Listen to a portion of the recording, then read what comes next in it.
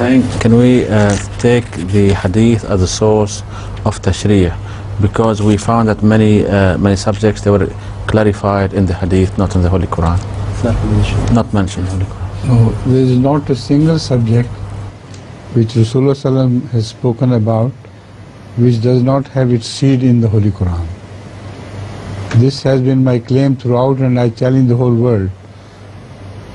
They cannot take out a single verse of the Holy Quran which is not well understood by Rasulullah ﷺ and has been conveyed into his hadith.